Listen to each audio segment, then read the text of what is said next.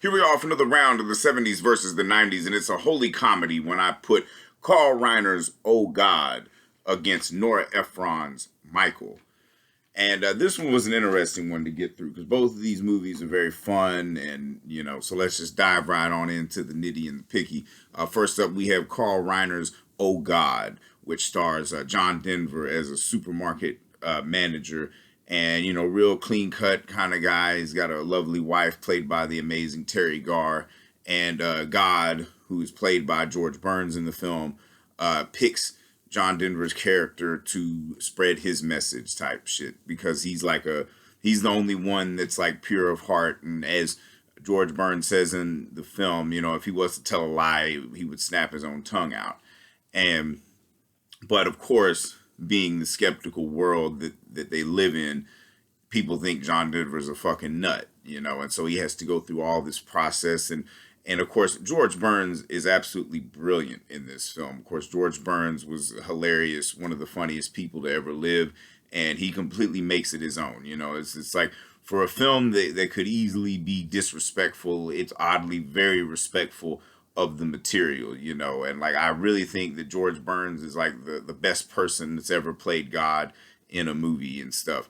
And of course, John Denver is a very inspired choice to play the part of a guy that's very pure at heart. I mean, because like who could really hate John Denver? I mean, maybe think his music's annoying, but the dude's like a super nice guy and stuff. But he gets skepticism and criticism from everybody. He gets ridiculed on the Dinah Shore show, and where Carl Reiner makes a little director's cameo on the show. And of course, the biggest skepticism he gets, of course, is from the religious community. There's a scene where it's like a whole group of clergymen from all different denominations of religion and all this shit. You got Donald Pleasance, you got Barry Sullivan, and Paul Sorvino, who really stands out in the film is a big blow pot evangelist preacher. That whole like southern accent. As George Burns describes him as the preacher that looks like a football player, and they give John Denver like 50 questions that are written in Aramaic to prove that he really is like talking to God. God has chosen him to speak to and everything, and give him questions that only God could answer. And it's one of the funniest and most brilliant scenes in the film is when, because they lock him in a hotel room to make sure there's no outside influence, and then God comes to him again as a busboy, and they go through all the questions and stuff, and the answers are just absolutely brilliant because they're basic, the basic principles of what God's teaching should be. It's all of the heart is the temple, and people, they're all like his children, and all this stuff. And he tells John Denver, to tell the Paul Sorvino character, that he's a phony, and he needs, if he wants to sell something, he should sell shoes, stop selling his word and all this stuff, which is absolutely brilliant because there's nothing more abhorrent than televangelists, because it's like, there's nothing worse than like whoring out the word of God, and you can tell that, he's clearly disgusted by it, as he should be and everything. But then when John Denver tries to tell him this, he ends up getting sued. And fucking Paul Sorvino's lawyer, played brilliantly by Ralph Bellamy, they'll take him to court, but John Denver like represents himself, and his only witness that he calls is God. And then that courtroom scene is even more brilliant because like George Burns, like he just lays it all down, and but they don't know to believe it because nothing is able to be recorded, and nothing's, you can't, even the stenographer's notes are gone. He leaves it up to the people to know know if they saw it or not.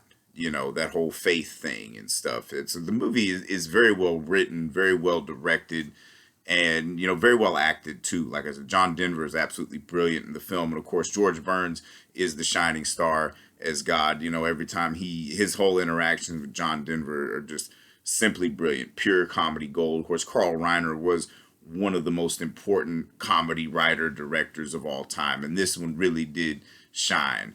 And then we move forward to Nora Ephron's Michael, which stars John Travolta as the titular character, who is an archangel named Michael, and he lives with this old lady that he helps smite a a bank that's trying to foreclose on her motel, and he writes to this newspaper magazine, the tabloid magazine called the National Mirror, that's run by Bob Hoskins, who, he chews up the scenery brilliantly. Of course, Bob Hoskins very rarely did anything shitty. He might have been in shitty movies, but he wasn't the reason the movie sucked. And William Hurt and Robert Pestalozzi, I think I could be fucking that name up, but they get assigned to go find this angel, and their job's on the line, and then they get Andie MacDowell to tag along with lovely Andie MacDowell. She's simply beautiful in this film, but the problem with this film is it's so, like, Nora Ephron, like one of the best screenwriters of all time, but most of the films she directed were like, like if Nancy Meyers was just going for the fucking popcorn money, and the film itself kind of shallow, it kind of relies on, the charm of John Travolta. One thing about it, the man is always dancing, no matter what movie he's in, whether it's Saturday Night Fever, Urban Cowboy, Grease, Pulp Fiction, and even in Michael, he's dancing. Even in further on down the line, Be Cool. It's just like, dude is always dancing, and women always want to fuck him, and that's prevalent in this film. As the tagline of the film says, he's an angel, not a saint. But you got an angel that just wants to fight and fuck. I guess that's the archangel type shit, but it kind of plays with the mythology a little bit of angels, but not in a way that hasn't been done way fucking better. Shit like Wings of Desire or Dogma does this kind of shit way better than this. Is more meant to be like some weird romantic comedy on the road, because of course a romance ensues. Once the old lady dies, they decide that they want to take Michael back to Chicago so they can do all the tabloid bullshit, get on all the talk shows, and really cash in on the fact that this is a real angel and stuff. But on the way there, of course, they make he doesn't want to fly, so they drive, and he wants to see all the sights before he has to leave the world, go back to his own realm and shit, and like the world's largest ball of twine and shit, and then he gets in a fucking bar fight, gets to bang. Terry Garr pops up in this one too. She's plays a judge who like they end up banging. You don't see it. Movie's PG, so there's very like all the sexual stuff is implied.